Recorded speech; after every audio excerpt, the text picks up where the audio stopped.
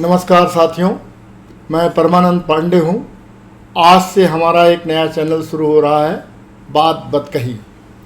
हम इसमें रोज़मर्रा की घटनाओं पर अपनी बेबाक टिप्पणी दिया करेंगे, जिससे आप सहमत हों तो हमारा साथ दीजिए।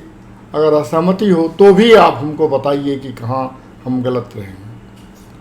मैं आपको ये बताना चाहता हूँ आज कि राज्यसभा में अभी बिहार के एक सांसद ने ठाकुर का कुआं नामक एक कविता पढ़ी, जिस पर लेकर के पूरे बिहार में बवाल मचा हुआ है। आपको ये मालूम होना चाहिए कि ठाकुर का कुआं एक बहुत पुरानी कहानी है मुंशी प्रेमचंद का, लेकिन ये कहानी नहीं थी, ये एक कविता थी, जिसमें ये बात कही गई थी कि हर चीज़ ठाकुर की है। तो ये एक मसला ऐसा है कि जिसमें किसी एक व्यक्ति पर यह आक्षेप नहीं लगाया गया था, बल्कि ये कहा गया था कि सामंती मानसिकता जिनके अंदर है वो उनको सामंती मानसिकता अपनी खत्म करनी चाहिए, तभी हम एक सर्वसत्ता मूलक समाज की बात कर सकते हैं, तभी हम सारे लोगों को एक समता मूलक समाज की बात कर सकते हैं।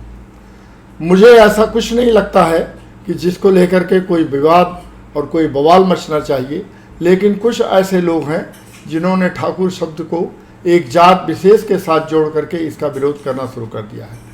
कुछ ऐसे नेता हैं कि कहते हैं कि ये बोलने वाला व्यक्ति ये जात से ब्राह्मण है, इस नाते ये जात ब्राह्मण और राजपूत के बीच में झगड़ा लगाया जाए और इसका फ़ायदा उठाया जाए।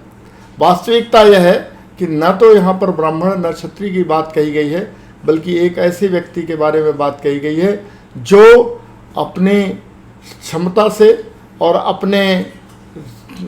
अपनी शक्ति से कमज़ोर व्यक्ति का दोहन करता है, और इस दोहन को रोकने की बात कही गई है। कवि का अर्थ यही था, और संभवतः यही बात उस सांसद महोदय ने भी अपने मन में रखी थी।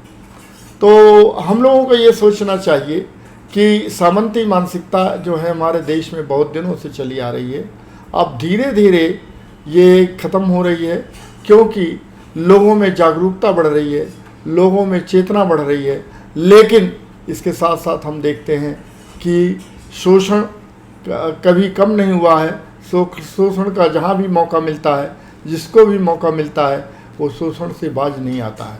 इसमें अधिकारी भी शामिल हैं, इसमें नेता भी शामिल हैं, इसमें मजबूत पृष्ठभूमि वाले लोग भी शामिल हैं, और इसमें बड़े बड़े सेठ साहूकार और धन्ना सेठ भी शामिल हैं। तो हमको इस बात को समझना होगा कि ठाकुर का कुआं किसी एक जात विशेष के लिए नहीं है, बल्कि यह ऐसी मानसिकता के खिलाफ ये कविता रची गई है। यह ऐसी मानसिकता के खिलाफ मुंशी प्रेमचंद ने लिखा है, जिसके कारण देश में बहुत ही एक शोषण, बहुत ही एक तरह से दोहन होता रहा है, और इसको हमें समाप्त करना है। इन्हीं शब्दों के साथ मैं अपनी बात खत्म करता हूँ। फिर कल दूसरे विषय के साथ आपके सामने आऊँगा।